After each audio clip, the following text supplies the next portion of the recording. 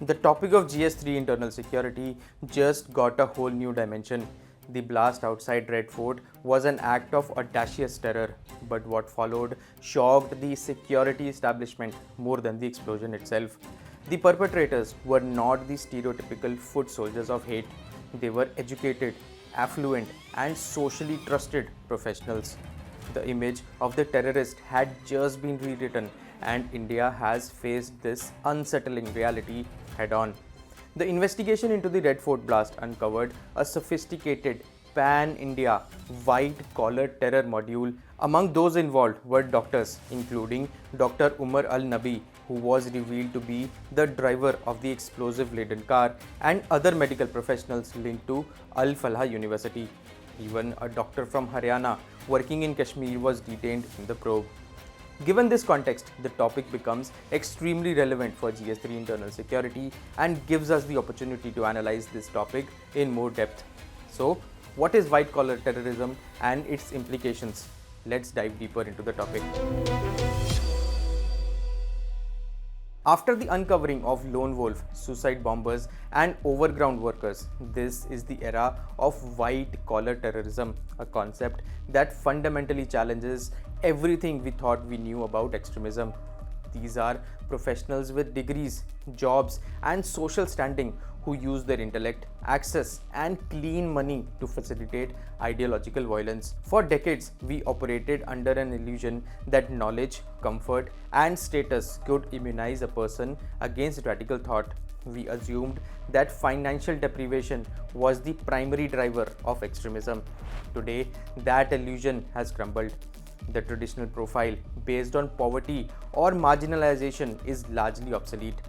The new white collar terrorist is driven not by desperation but by an ideological search for purpose, identity, and moral righteousness. To these individuals, violence is not seen as chaos or criminal but as necessary correction in service of a higher cause. This shift is highly dangerous. A clinical psychologist notes that these individuals often exhibit moral absolutism. This is the belief that certain actions are inherently right or wrong, regardless of the circumstances, consequences, or cultural beliefs. Their professional training and analytical skills, the same skills that enable a flawless software code or surgical precision, can make them more methodical, disciplined, and harder to detect in their plotting. When radicalization takes root among the privileged, it bypasses the fences built to contain it. This is because their funding pattern is nearly invisible. This is because if the new terrorist is a professional, their funding method must match their sophistication. This is where the white collar expertise becomes an indispensable tool, acting as a force multiplier for terror groups. This is where the central banks and law enforcement faces a massive challenge because now even clean money can be applied towards nefarious conduct. The financial trail of white collar terrorists often looks like a legitimate commercial transaction. However, unlike traditional money laundering where dirty money is cleaned, here legitimate wealth is diverted for terrorism. On digging further deep, it can be said that the white collar terrorist actor's role is subtle. They focus on raising and transfer of funds, often operating remotely. For instance, intelligence agencies investigating the Red Fort blast uncovered a rupees 20 lakh fund trail linked to the module's doctors, suspected to be routed through a Hawala network by a Jaish-e-Mohammed handler. These professionals exploit legal infrastructure by using false identification or forgery to acquire equipment and accumulate money. They abuse corporate opacity by establishing front companies or shell companies that provide a legitimate appearance, which can then be used to hide profits or launder illicit profits. Trying to find a white collar terrorist funding trail is like trying to find a single drop of poison mixed seamlessly into a vast river of clean water. Since the money didn't come from a known dirty source, authorities have to monitor the entire clean flow to spot the nefarious destination. Now, why should we know about this is because modern terrorist groups are blurring the lines between crime and ideology. While organized crime traditionally seeks material profit and terrorist financing seeks operational funding, the two have converged into crime terror nexus. Today's terrorist groups adopt sophisticated criminal schemes, including large-scale lucrative criminal activities like extortion, illicit trade, and abuse of legal enterprises. Beyond individual professionals, entire corporate entities can be implicated. The Lafarge case in US and France is one such case study.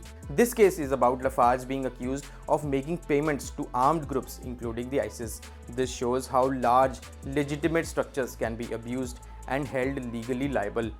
Even the seemingly innocent high-value art market can be exploited for moving illicit value across borders, taking advantage of corporate privacy that is not legally mandated in many areas.